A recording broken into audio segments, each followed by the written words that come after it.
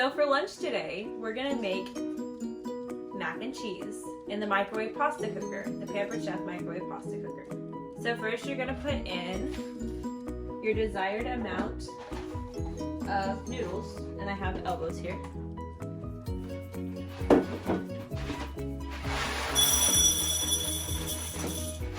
And then you're just gonna put half an inch of water, put about an inch of water over it.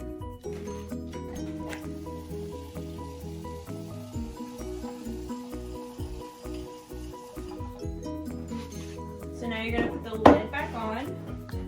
You're putting the lid back on, and you're gonna pop it in the microwave for 12 minutes. After it's done, we're gonna strain it.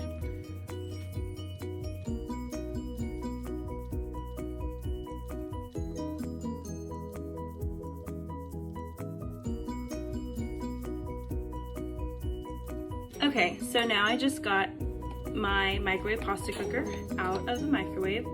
So now we're gonna flip it over and we're gonna strain it.